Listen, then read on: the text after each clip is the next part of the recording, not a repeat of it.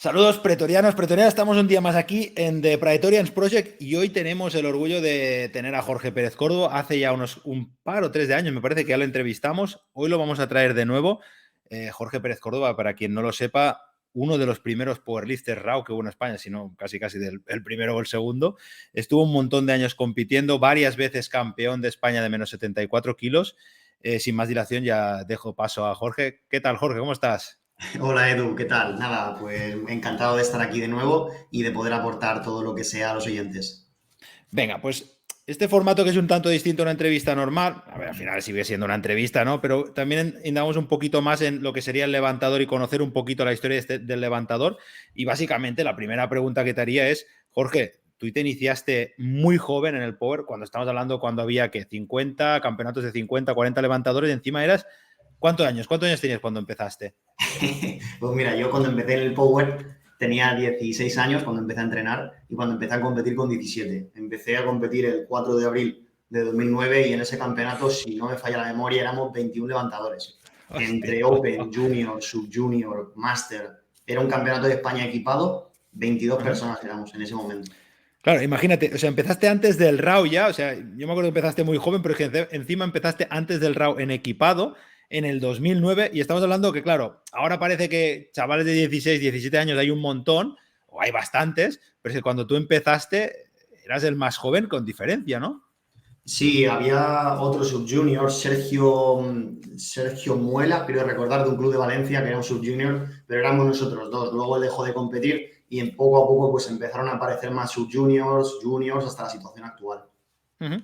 Porque cuando tú te inicias, ¿en qué momento de tu vida, con 16 años, decides pasarte al político encima equipado? Porque ya no RAW, no, equipado, que es con la trusa, con las vendas, que es un follón, y aparte de follón, por lo que cuentan, yo no lo he utilizado nunca, duele, la trusa duele. Sí.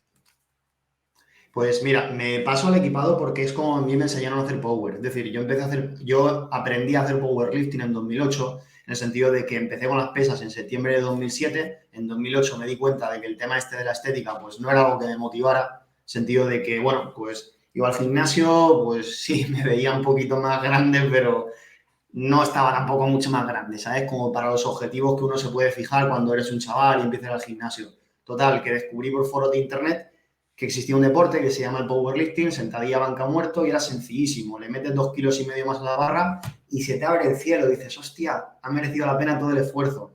Entonces, yo empecé en Power Equipado porque contacté con José Moya, que fue mi primer entrenador por aquel entonces. Y claro, Moya, con el club que tenía, que es el Power Cronos, todos hacían Power Equipado. El Powerlifting Round no existía. Y claro, la forma de competir era, como tú bien dices, Edu, con la trusa de sentadilla, que hostia, sí que dolía, sobre todo a nivel de las caderas. La camisa de banca, que es lo que yo recuerdo que más costaba o más molestaba, porque teníamos que ir entrenando, digamos, con diferentes tablas hasta llegar a tocar el pecho y te dejaba unas heridas brutales en los tríceps y luego a nivel de pectoral mayor también te dejaba unas marcas increíbles. Y luego en peso muerto era opcional el llevar la trusa. La mayor parte de levantadores, sobre todo los levantadores pesados, no la utilizaban. Yo la estuve utilizando un tiempo y yo lo que notaba es que te impedía echarte con comodidad. Yo Uh -huh. prefiero entrenar sin nada, no me gusta ni el cinturón, para que te hagas una Sí. idea. A ti, por decirlo así, el RAW te ha ido mejor, o sea, que el Sí, equipado. O sea, para ti cuando dijeron, aparece el powerlifting RAW, dijiste, hostia, ahora sí que estamos bien. sí, mucho más motivante, me divierte mucho más. Bueno, y diremos, Jorge, que en estos años que empezaste, ganaste bastantes campeonatos. No me acuerdo cuántos eran, pero son bastantes campeonatos. Diría que casi todos los años que competiste, no sé si el primero, porque claro, 2009 yo aún no sabía que era powerlifting, pero en RAW diría que los de 74 kilos hasta que competiste siempre los ganaste tú. Sí, sí, eso es. Si mal no recuerdo, o sea, te va a hacer gracia porque hiciste un vídeo que era Uh -huh. el de los campeonatos ganados de 2010 a 2020, si mal no Sí. recuerdo, y yo te juro, o sea, pongo la mano en el fuego y no te miento, que no sabía el número de campeonatos que llevaba ganado, porque es algo que me da absolutamente igual. O Uh -huh. sea, para mí eso siempre es una consecuencia de lo que debe ser el objetivo, que es eso, el seguir haciendo este deporte, aunque no sigas, por ejemplo, yo he estado unos años, que ahora hablaremos de ello, más apartado del ámbito competitivo, pero sigues entrenando, sigues con otros objetivos, puedes irte hacia otro deporte un poquito como me he ido hacia la halterofilia para aprender cosas nuevas, pero eso es una consecuencia. Lo que tiene que ser Uh el -huh. objetivo es seguir entrenando, estar en forma, ser más fuerte tú, mejorar tus propias marcas. Eso siempre debe ser siempre el foco desde mi punto de vista. Claro, pero, o sea, eso a lo mejor un chaval que empieza lo puedo coger, pero tú empiezas ya siendo campeón, durante muchos años te pasas siendo campeón. Claro, en el momento en que empieza a venir la gente y te empieza a dar caña, para decirlo, si empiezan a salir levantadores que te dan, que te pueden quitar ese trono, ¿cómo lo gestionas? O sea, ¿tú lo gestionaste bien, no lo gestionaste bien? ¿Te da decir, hostia, a ver si este campeonato no voy a ser campeón, o te daba igual? Pues, a ver, del todo no me da igual, en el sentido de que al final los seres humanos tenemos, o esto es un poquito entrar en temas de psicología, ¿no? Pero tenemos diferentes motivaciones y dentro de lo que a mí me refuerza o de los estímulos que a mí me refuerzan en el powerlifting para seguir haciendo este deporte, yo siempre he intentado centrarme más en mi propia mejora, es decir, en esos reforzadores naturales intrínsecos a la tarea. El hecho de, por ejemplo, yo qué sé, de un entreno a otro decir, hostia, le he metido 2,5 más a la barra, o esos 100 kilos te los he movido un poquito más rápido, o he notado una sensación de menos esfuerzo. Está claro, coño, que el reforzador reforzador externo de decir, coño, voy al campeonato, consigo, imagínate, ganar o hacer un récord, pues eso claro que a todo el mundo nos alegra, y a mí el primero. Lo que pasa es que tenía muy claro desde que empecé en esto que si yo me alimentaba solamente de ese tipo de reforzadores que no dependían tanto de mí, pues que iba a estar abocado en el fracaso, porque yo lo estaba viendo en levantadores que empezaban, que llevaban igual 2-3 años, pues lograban ciertas marcas o cierta posición en la categoría y lo que tú dices, cuando venían otros levantadores que les pasaban por delante, se dejaban de competir. ¿Qué sucede? Que a mí lo que me ha ayudado, digamos, a gestionar, por ejemplo, esto que comentas, de que han venido levantadores y están ahora mismo en activo levantadores súper fuertes en 74, que son unas malditas bestias. Tenemos, por ejemplo, a Beto, tenemos a Rubén de Paz, tenemos a Adri Rau, tenemos a Marcos Souto. A mí lo que me ayuda a gestionar esto es recordarme por qué empecé a hacer yo empecé a hacer power. No fue por... O sea, en parte me motivaba el hecho de que veía un récord que era 170 kilos, 150 kilos en sentadilla equipada, que me hacía ilusión superarlo, pero ir rascando un poco más, el hecho de yo hacer power no viene por eso, o sea, viene por un chaval que quería buscar una actividad que fuera fácil de hacer, en la que pudiera superar y que fuera como un videojuego, pero en la vida real, y poder ir subiendo de nivel en mi propia partida. Que Marcos tira 250, tío, enhorabuena, o sea, voy a aprender de ti todo lo que pueda. Que Adri te tira 300 en peso muerto, igual, o sea, ole tus cojones. Pero esa es mi forma de verlo, ¿sabes? El ver esta partida o este videojuego que es el powerlifting como una partida que juegas contigo mismo. Porque tú, lo que hemos dicho antes, compites durante muchos años, ganador durante muchos años y de repente desaparece. O sea, se habló de Jorge, que se iba a la categoría de 83, hiciste como un par de pullitas en 83, pero sin acabar de concretar bien. Luego desapareces, te vemos compitiendo en halterofilia y ahora parece que has vuelto al power. ¿Qué ha pasado? O sea, claro, estamos acostumbrados a Jorge, campeón de España, menos 74 kilos, siempre estabas en las quinielas. Al final acababas ganando. El último me parece que ganas, que es el 2019 Sí. en Constantí, en Tarragona. Y luego a partir de aquí, como que te quieres subir a 83, no subes del todo, haces un par así de torneillos para probarlo, desapareces, te vemos en halterofilia y ahora vuelves. ¿Qué ha pasado?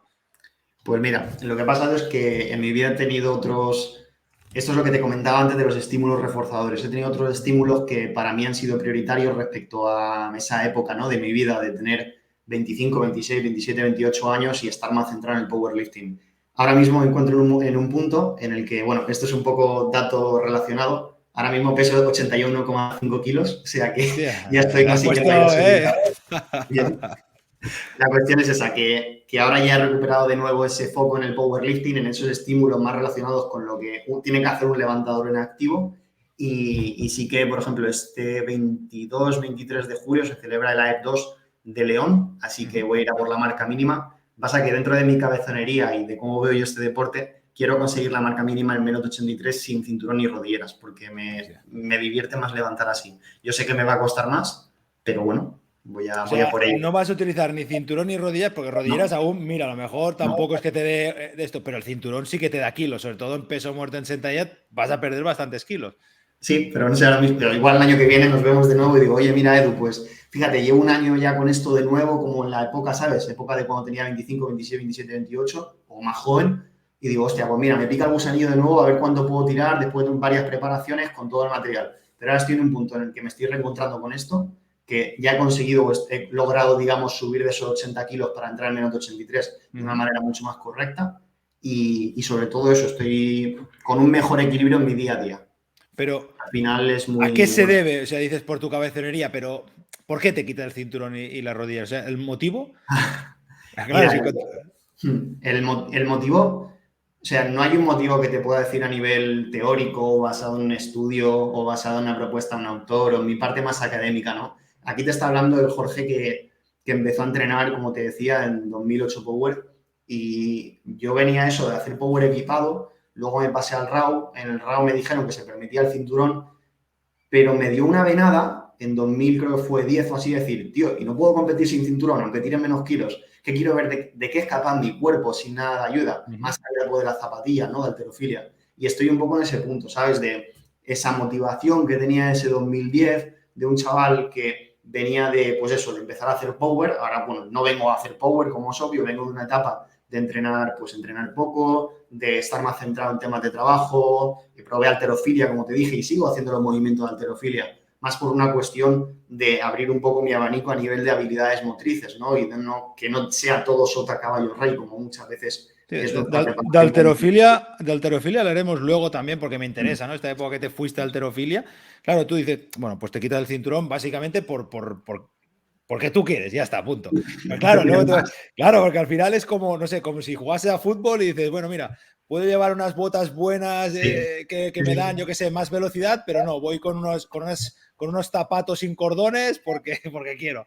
Sí. O sea, es una, o sea, desde un punto de vista de rendimiento puro y duro suena estúpido, y es estúpido realmente. Lo que pasa es que esto es un poco como lo que decía el Joker en El Caballero Oscuro, de que simplemente lo hace por la diversión. Y es que lo hago por la diversión. O No, no, sea, ya, ahora está bien, mismo. está O bien. sea, me da Ya igual, está. tío, levantar un poco más, un poco menos en estos momentos en 2023. 2024, cuando hablemos de nuevo, te diré, oye, pienso esto, pienso lo otro.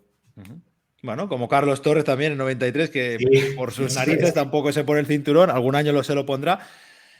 ¿Te ves capaz de hacer porque dices, quiero conseguir la marca mínima en 83, que son 640 kilos? ¿Te ves capaz? Sí, a ver, fíjate, Edu, que 640 menos de 83 son Ujú. 210 de sentadilla, 140 de banca y 290 de muerto. Tú piensas que los 282,5 los tengo hechos en competición en muerto, sin cinturón, creo que fue 2019.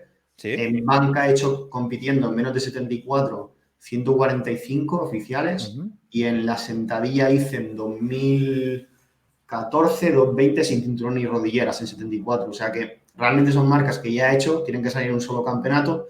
Y sí, o sea, verlo lo veo un objetivo realista. Ahora la Ujú. cuestión es si el entrenamiento, digamos, o sea, si tener el tiempo suficiente dentro de lo que nos queda para la competición de julio de conseguir esa marca. Yo lo veo realizable.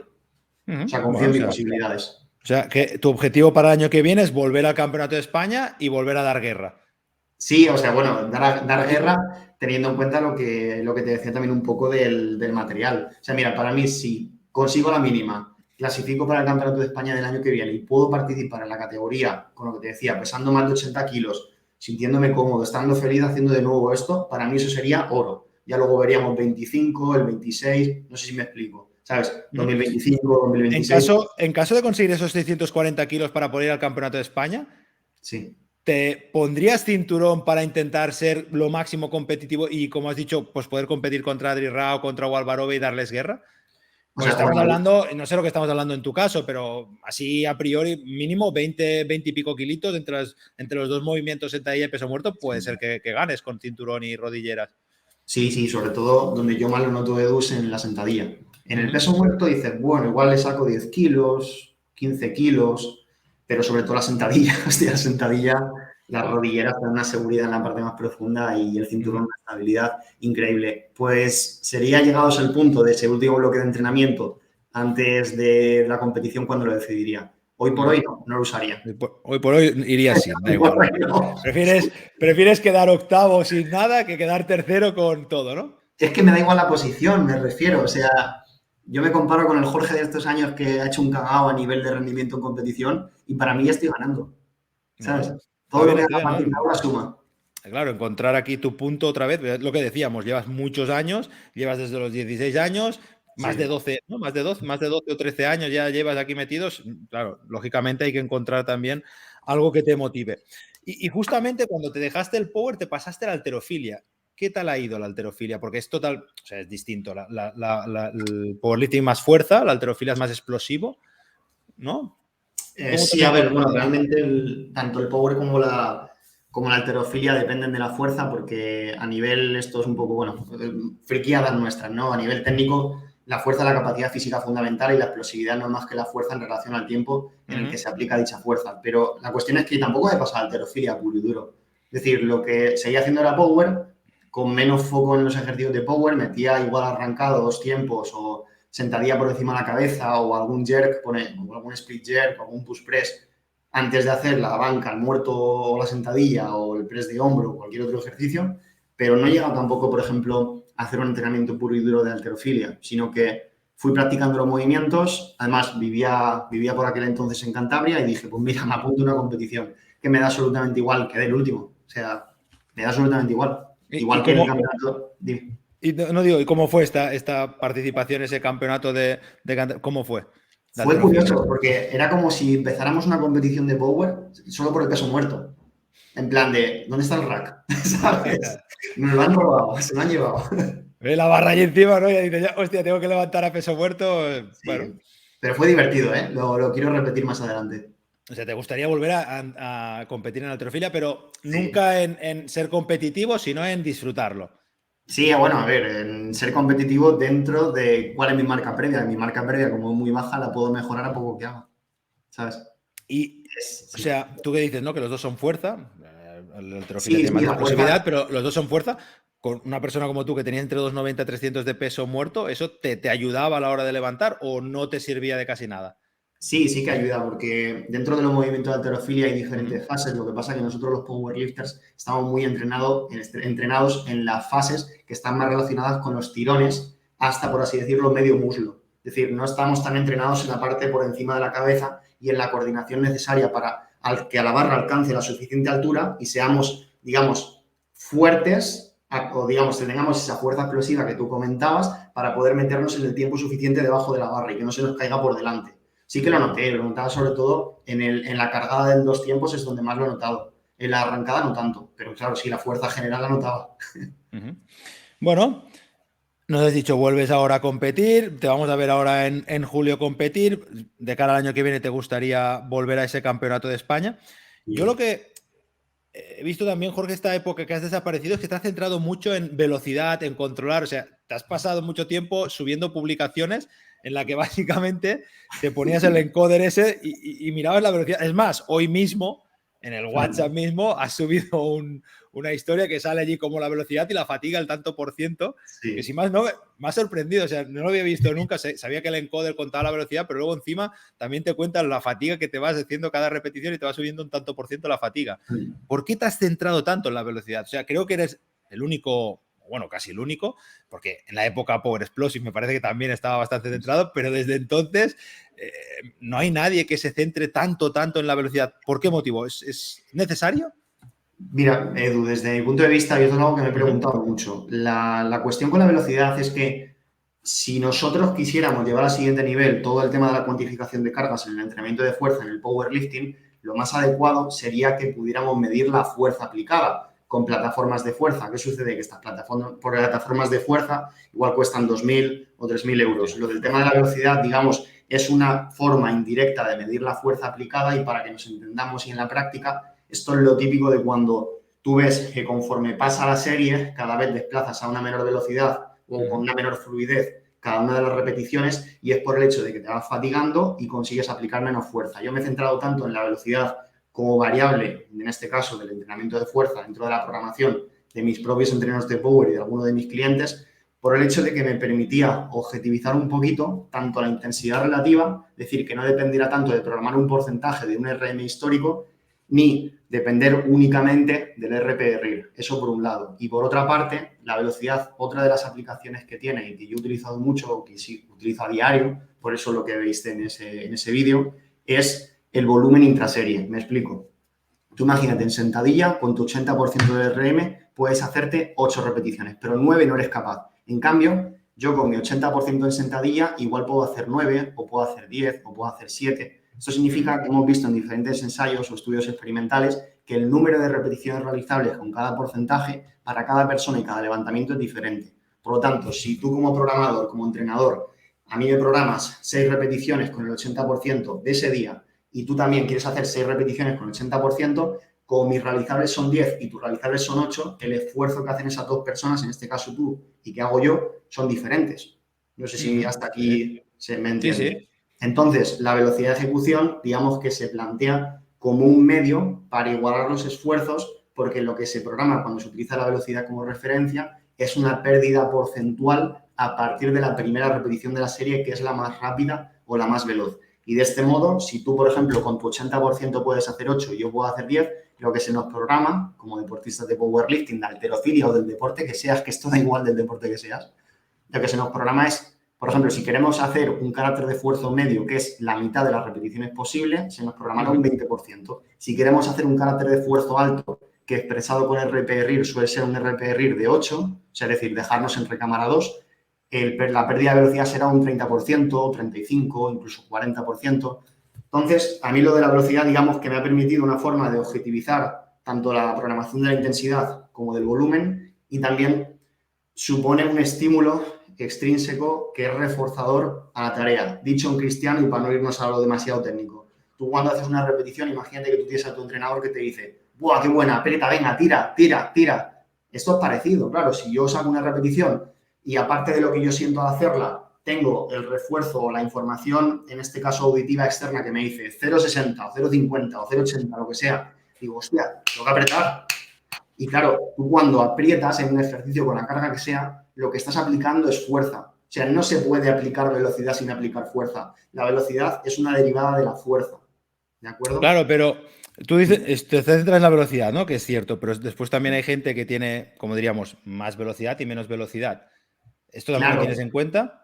Sí, lo que pasa es que eso en sí, eso se tiene en cuenta. A ver, tú lo que comentas respecto a la velocidad con cada una de las cargas se refiere a que hay levantadores que efectivamente son, entre comillas, menos explosivos con cada porcentaje, y eso se refleja en que, por ejemplo, tienden a realizar la repetición máxima los que son menos explosivos igual a una velocidad más baja que una persona que es más explosiva. Es lo que, por ejemplo, Rubén Castro y Víctor Vázquez en su libro denominan como la capacidad de grind o de lucha.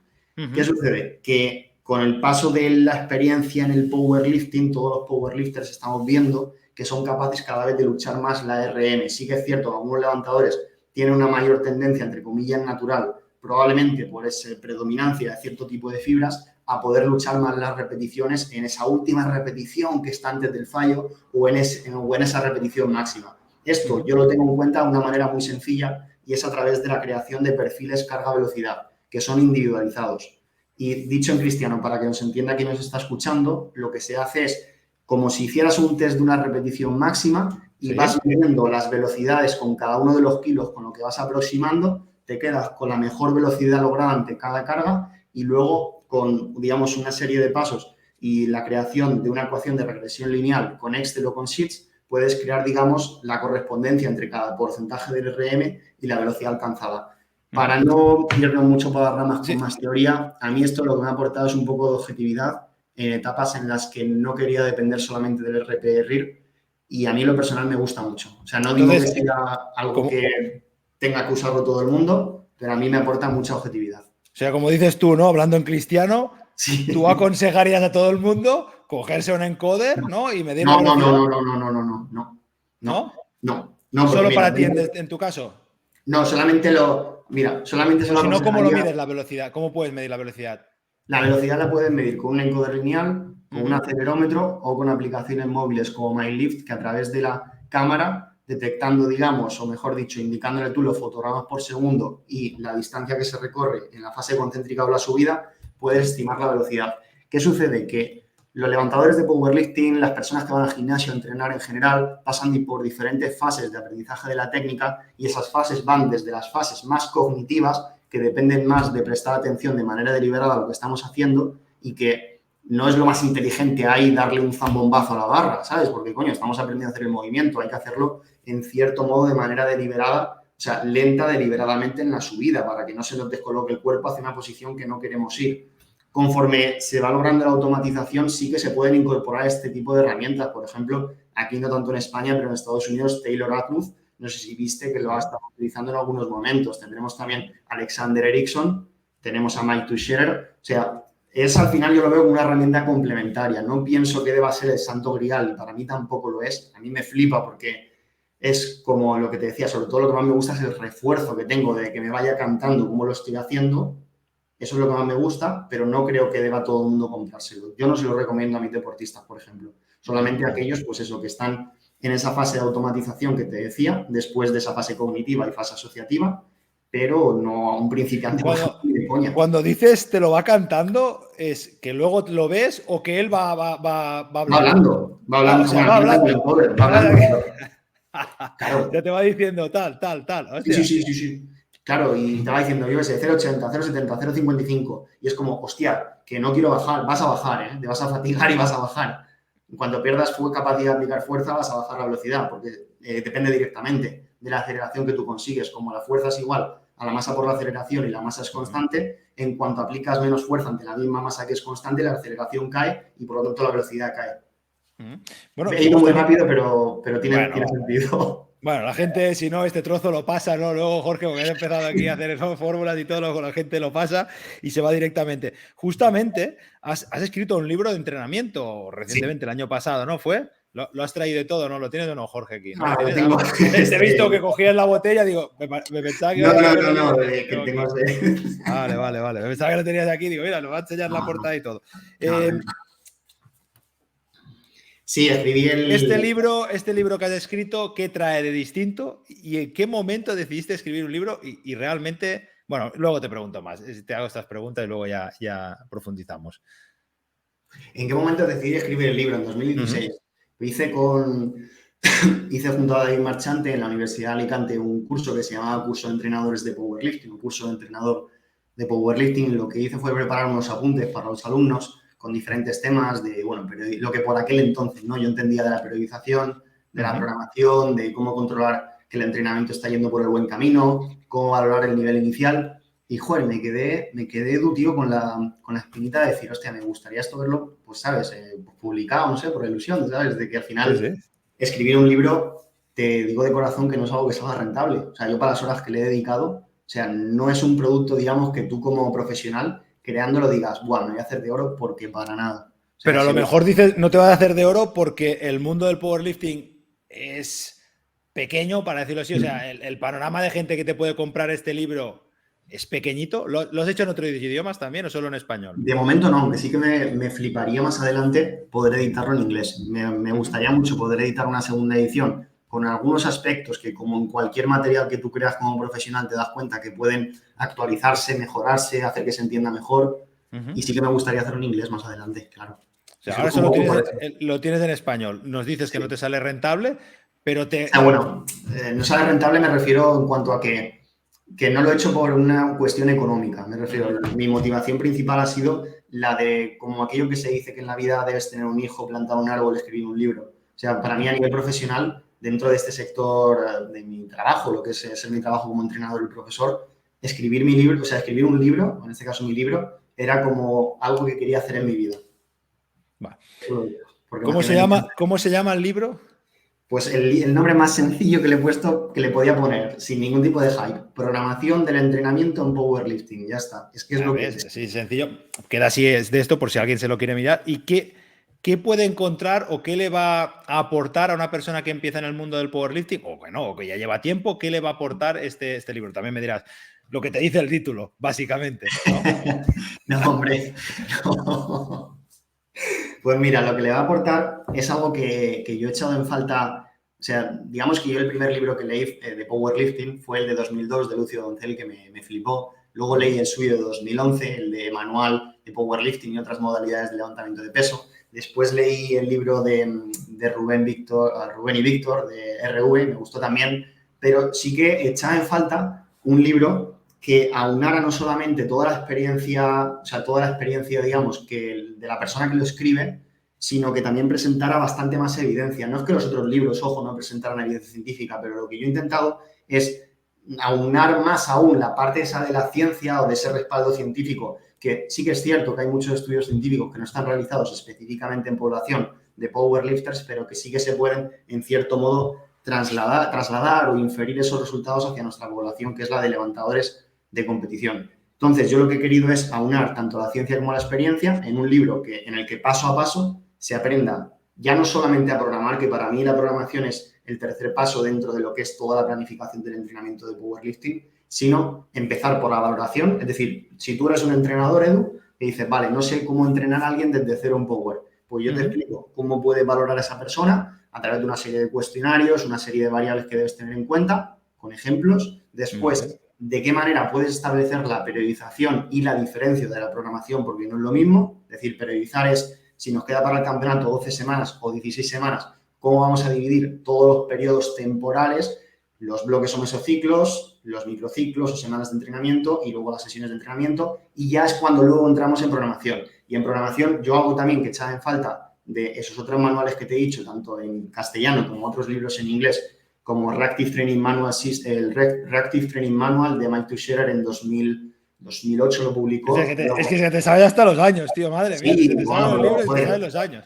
Claro, tú ten en cuenta que yo, aparte de trabajar como entrenador, trabajo como profesor y me gusta el citar las fuentes de donde saco la información. O sea, para mí es importantísimo. Necesitas la fuente porque te la sabes de memoria, madre mía. Bueno, eso, que yo lo que quería era pues plantear algo que aunara la ciencia y la experiencia, paso a paso, con ejemplos prácticos y sobre todo citando todas las fuentes y la información para que la persona que lo lea pueda ir más allá y ampliar la información si así lo desea. Nos dices también, aparte, has hecho el libro, eres profesor. Sí. Profesor de universidad, entiendo. Sí, lo que pasa que no estoy trabajando, digamos, dentro de un grado universitario, sino que trabajo dentro del máster de entrenamiento de fuerza de la Universidad de Murcia. Luego también... Barbell University, ¿no? Sí, eso es, de Ricardo Morán. Ricardo Morán y Carlos Echeverría. ¿Qué se siente haciendo este Barbell University? ¿Que van gente solo relacionada al powerlifting o también van otros tipos de personas con este máster? Pues te diría, Edu, que la mayor parte de alumnos no son de Power. O sea, la mayor parte de alumnos tienen un perfil que suele ser híbrido. Imagínate, alguien que viene del CrossFit o viene del entrenamiento de fuerza o la musculación. Si viene del CrossFit mal, Jorge, si viene del CrossFit. Nah, son perfiles híbridos. Sí que tenemos algún powerlifter de alumno, algún entrenador de power, pero lo más habitual es eso, gente que viene de haltero, de CrossFit o de musculación y la verdad que a mí la docencia cada vez me gusta más. O sea, ¿te ves de profesor?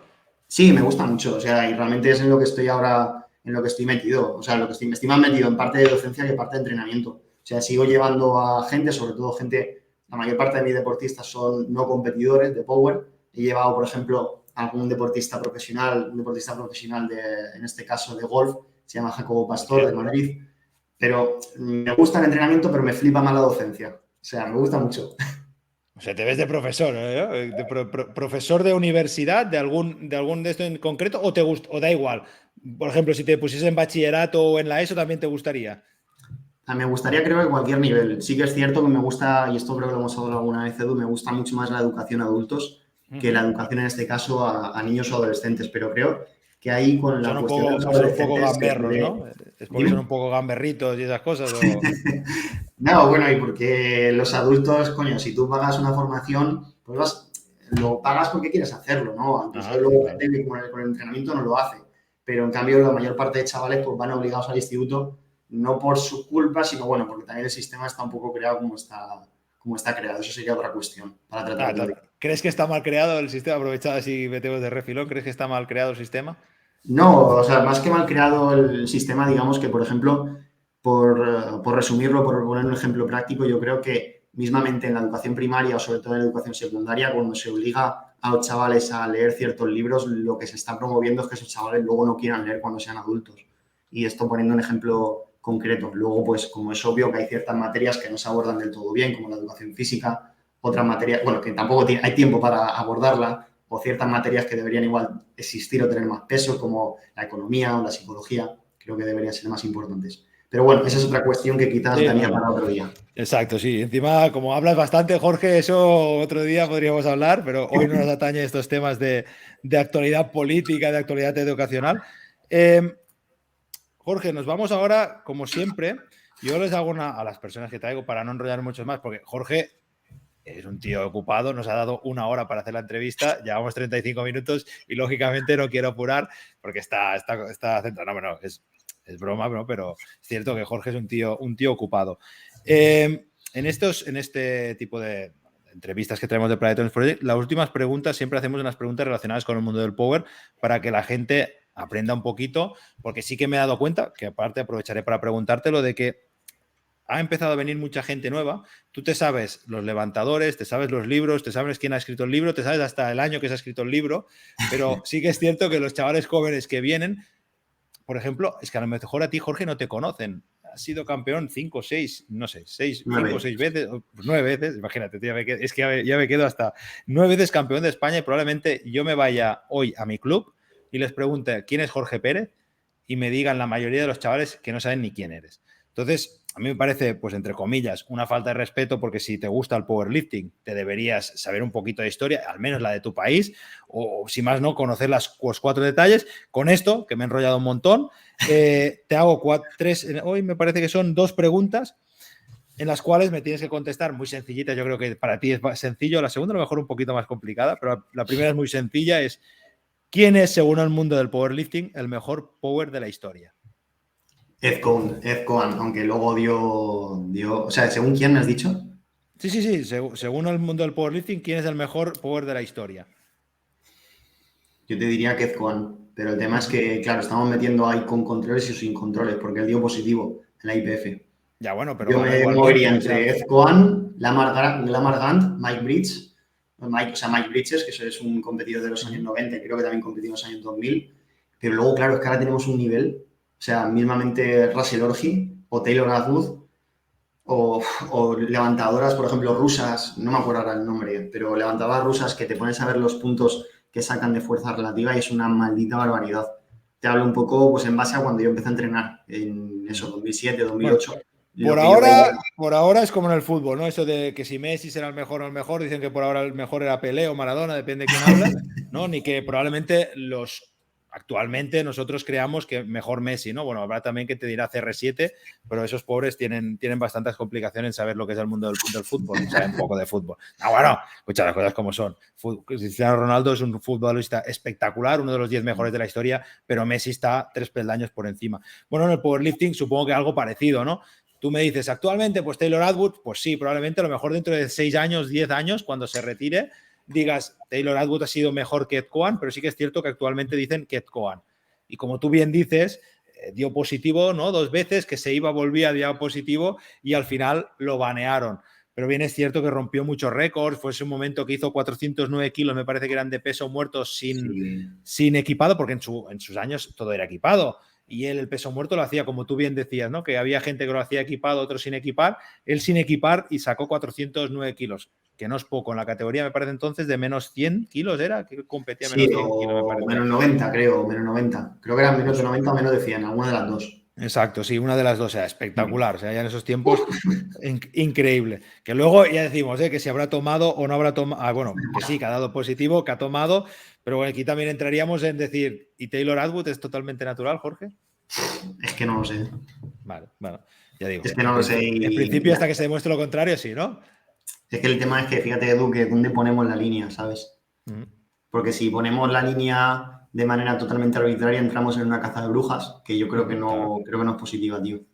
No, está claro. Pues, bueno, yo me acuerdo, a lo mejor a ti alguna vez te lo dijeron que si habías tomado o algo, no sé si te lo dijeron nunca, pero en esa época que yo empecé a competir, que estaba, pues yo qué sé, pues estabais vosotros o estaba, hostia, ¿cómo se llama ahora de 93? Solana, que no me salía, Adrián Solana. Sí, Solana. Todo el mundo decía Solana se tomaba y estamos hablando cuando Solana empezó que levantaba 680, 690 kilos y decían que sí tomaba.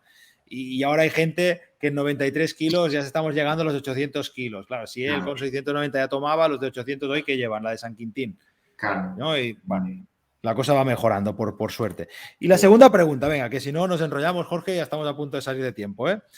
El récord del mundo de la categoría de los pesos pesados de halterofilia, que me he informado que es más 109 kilos. Yo lo sé, de halterofilia no tengo ni idea, ¿eh? Pero lo he buscado, el récord del mundo de la categoría de los pesos pesados de la halterofilia de más 109 kilos, ¿quién la ostenta actualmente? Quiero recordar que un georgiano. Hostia, venga, empezamos bien. Sí, es un georgiano. Shaza, algo con S. Shaza, no sé qué, uno calvo. Lasha Talakazi. Bueno, sí, Lasha, sí, el de la barba. Sí. Era como 260 y algo en 2 tiempos y en la arrancada juraría que 220. o 2.21. Hostia, casi, Jorge de Gama. Dije, madre mía, también. Pues la segunda pregunta era ¿cuánto? Y es la arrancada son 223 kilos y en 2 tiempos 265 kilos. Total, 488 kilos. Ya, Qué es que esta te lo locura. sabes, Jorge. Digo, esta la segunda la voy a pillar, no lo vas a ver. Ha competido en halterofilia, pero no lo vas a ver. Y sí, más o menos, casi la metes. Bueno, barbaridades, ¿no? Hostia, al final. Es una locura. Yo no, ya digo que no entiendo, que soy un neonato en halterofilia, sé muy poquita cosa, pero la arrancada es la que subes en un tiempo arriba, ¿no? Sí. Y la de 2 tiempos 223. al hombro Es y la que luego... paran y luego suben. O sea, espectacular, o sea, increíble, ¿no? Joder. Sí, Es no. inimaginable. Es ¿Qué? inimaginable. Aprovechando que estamos hablando de halterofilia, ¿crees que si los halterófilos se pasasen al powerlifting, nos explicarían un cuento chino? No. No. No, porque estamos comparando peras con manzanas. Me explico. Estamos hablando de halterófilos que la mayor parte de ellos son deportistas profesionales que tienen becas, están becados por el gobierno de España, por el Ministerio, en este caso, de Deporte, y nosotros en powerlifting, por mucho que hayamos mejorado, seguimos siendo deportistas amateur. Estamos comparando peras Sí, con vale. manzanas. Pero yo ahora no comparo en que los halterófilos son profesionales y los powerlifters somos unos frikis. Esto ya no lo comparo. Yo lo que comparo es si un halterófilo de los Sí, mejores, por ejemplo, en España pues tenemos Lidia Valentí, pero me da igual, o por de ejemplo. chicos, pues quien sea, de los mejores, se pasan a powerlifting, ¿nos explicarían un cuento chino? O No. sea, el No, mejor porque halterófilo de España ahora mismo se pasa a powerlifting, hace una preparación de 6 meses para ir al campeonato de España y en la categoría de menos, yo qué sé, de 93 kilos, ¿crees que podría ganar a Mar? no. No hay ninguna posibilidad. No, es que te digo, pregunto sin saber nada, ¿eh? No. Yo Es que luego te hacen digo. sentadilla y meten unas sentadillas. Los chinos esos que salen haciendo sentadillas se meten unas barbaridades increíbles. Sí, por ejemplo, Toshiki Yamamoto, creo que se apellida, el japonés, tiene una sentadilla de 3, no sé si son 330 o así, o 320, una puta locura. O Clarence Kennedy mismamente. Yo creo que no, pero sobre todo por la cuestión de la banca. Es donde más palman. Y es donde, sin ser, por ejemplo, Mark Rius, tampoco es que sea especialista en press banca, pero considero, por ejemplo, Mark Rius tiene un peso muerto que yo creo que ningún halterófilo de ese nivel, que Mark sigue siendo un deportista amateur. Un deportista con la misma experiencia haciendo halterofilia que Mark, que lo metes 6 meses a hacer powerlifting, no te consigue ni ese peso muerto. La sentadilla, bueno, igual llega, la banca no te la consigue. No te la consigue, porque no hacen tanta banca, ¿sabes? Como nosotros. Luego nosotros, Claro. pues bueno, algunos de nosotros, yo soy un paquete en banca, o sea, siempre lo he sido, pues intento mejorar ahí, pero ellos es que no hacen apenas banca. Eso sí, en movimientos por encima de la cabeza nos comen la tostada, eso sí. Nos cuentan cuentos chinos, yugoslavos y de cualquier país. No, pues ya te digo, porque en sentadilla sí que me he dado cuenta que levantan mucho. Ergo también decía, bueno, pues si en sentadilla levantan tanto como arrancan y hacen 2 tiempos, peso muerto, también tienen que ser unas malas bestias, ¿no? ¿O no? Es que, a ver, el tema de la fuerza, o sea, mira, lo que te comentaba antes de la fuerza y la explosividad, la fuerza siempre va relacionada con el tiempo, en el tiempo en el que se está aplicando esa fuerza y con la velocidad a la que se logra alcanzar esa fuerza. ¿Qué quiere decir esto? Que ellos sí que aplican mucha fuerza en muy poco tiempo, en la arrancada y en los 2 tiempos, en el primer tirón, segundo tirón y bueno, todos los movimientos cuando la reciben abajo. Lo más parecido que hacen ellos son los tirones de arrancada y tirones de cargada, pero su entrenamiento, digamos, que no se realiza tanto a las velocidades más cercanas a las demandas o a lo que va a suceder realmente en powerlifting, ni en los tiempos en los que luego se va a aplicar fuerza en powerlifting. Para ver el ejemplo más claro, Mark Rius, la mayor parte de su entrenamiento cuando hace peso muerto, va a moverse en unos rangos de tiempos en la fase concéntrica y de velocidades en la fase concéntrica y niveles de fuerza aplicada en cuanto a newtons más parecidos a lo que se va a enfrentar en la competición de peso muerto, o sea, de sentadilla, banca y muerto, en el caso del muerto, que el halterófilo que hace igual un tirón de cargada o tirón de arrancada, que igual lo hace, pues, para que te hagas una idea, en la velocidad, si hablamos de velocidad, se expresa en metros por segundo, ¿de acuerdo? La velocidad en peso muerto del RM es sobre los 0,15, 0,13, 0,12. Quien lo puede palmar mucho o brindear mucho, te la saca 0,08, 0,07, 0,09. Claro, un tirón de cargada, un tirón de arrancada, igual lo programan, no con encoder, pero igual te lo sacan a 1 metro por segundo, a 0,90, 0,80. O sea, estamos hablando de que hacen entrenamientos que aunque desde fuera se vea parecido el movimiento, a nivel luego de la fuerza aplicada, el tiempo y la velocidad en ese gesto, estamos en el otro lado de lo que es la curva carga-velocidad o fuerza-velocidad. Claro. Vale. Bueno, es para saberlo. Bueno, pues bueno, ya está bien, ¿no? Pues ya te digo, porque muchas veces he pensado, un halterófilo viene y nos explica el cuento chino, tú nos dices que no, pues Lo mejor, ¿no? explicamos Sí. nosotros. Bueno, si nos pasamos nosotros halterofilia, nos lo explican ellos, es No, normal, ¿no? nos Al lo final. explican y nos lo leen. Así. Bueno, pues con esto, Jorge, yo ya iría terminando. Agradecerte muchísimo que hayas estado aquí con nosotros en este The Praetorians Project. Espero poderte ver dentro de poco en algún campeonato, ni que yo estoy bastante desvinculado, te lo digo. Estoy bastante desvinculado, pero sí que a ver si nos vemos algún día y así te saludo y te abrazo, lo que sea. Y nada, Jorge, desearte lo mejor para este campeonato que tienes en julio, que te vaya bien la categoría de 83 kilos y a ver si te vamos a competir el año que viene en el Campeonato de España con todo el equipo, quiero decir, con cinturón, con rodilleras y con todo lo que haga falta para estar arriba del todo y poder luchar y poder volver a ver a Jorge allí arriba, ¿no? Y luchando con Gualbarove, con Andrés Gómez, con Nadir Rao y con quien sea. Sería mítico. Muchas gracias, Jorge, Edu. un abrazo, muchas gracias, que vaya bien. Hasta Chao, luego. un abrazo. Chao.